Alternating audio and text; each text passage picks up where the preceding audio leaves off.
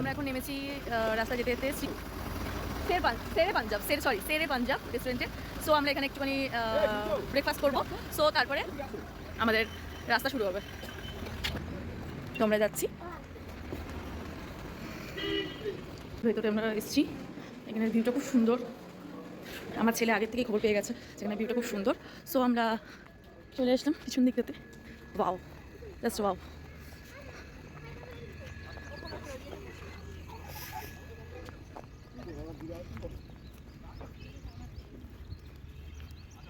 এটা হচ্ছে রেস্টুরেন্টের।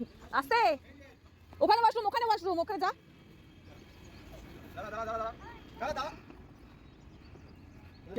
এই রাস্তাটা দিয়ে কাটরা যাওয়া হয়। ইতিমধ্যে আমাদের ব্রেকফাস্ট চলে এসছে। কেমন? ঠিকঠাক।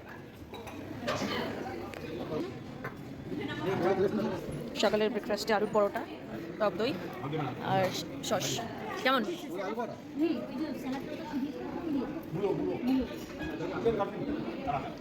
দেখো কি অবস্থা। বুড়ো বয়সে এখন দোল্লায় উঠেছে। নাম, তোর বয়স নয়, এটা গণেশের বয়স। নামো পাপা।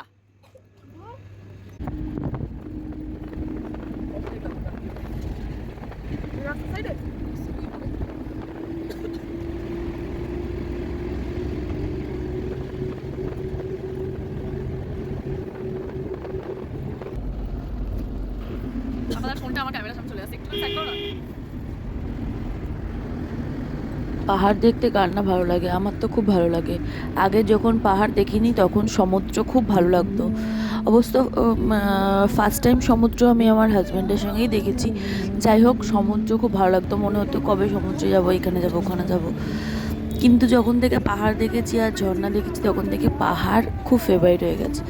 আর এইবার গিয়ে যা দেখলাম, উফ, সে তো জান্নাত, মুখে বলা যাবে না। সেই ফিলিংসটা মানে মানে যেটা ফিল করেছি সেটা একমাত্র মনেই মনেই থাকবে। ওটা আমি মুখে কোনোদিনও প্রকাশ করতে পারবো না। দেখতে পাচ্ছ দূরে ছোট্ট একটা সাদা মতো একটা কিছু দেখা যাচ্ছে, সেটা হচ্ছে বরফ। মানে আমাদের এখান থেকে যখন গাড়িতে করে যখন আমরা ঢুকছি পেহেলগাঁওতে, তখন দূরে ওই মানে বরফ দেখা যায়, দূরে ওই পাহাড় দেখা যায়, এবার দূরে ওই বরফ দেখা যায়। দেখো এই যে সাদা মতো দেখে ছোট্ট মতো একটা দেখা যাচ্ছে, এটা হচ্ছে বরফ। রাস্তার যে এই ভিউটা, মানে সিকিমে গেছি, সিকিমের দৃশ্য আলাদা, কিন্তু কাশ্মীরের দৃশ্য আরও সুন্দর। মানে অবশ্যই এমনিতে আর মানুষ বলে না। তো ইতিমধ্যে আমাদের টানেল চলে এসেছে, তো আমরা টানেলটার মধ্যে ঢুকে গেলাম। তারপরে টানেল ক্রস করেছি যেই, সেইটা তো আর মুখে বলা যাবে না কি জিনিস। মানে একটা পাহাড় থেকে আরেকটা পাহাড়ের ভেতরে মানে যেতে গেলে যে টানেলটা যখন ক্রস করলাম, তারপরে যখন উঠলাম বাইরে, সেই দৃশ্যটা তোমরা সবাই দেখো।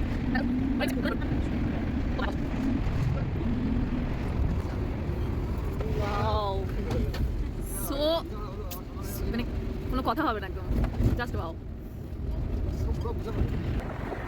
এটা ছিল পেহেলগামে যাওয়ার একটা ছোট্ট ব্লগ। যদি ভালো লাগে প্লিজ ফলো করে দিও চ্যানেল।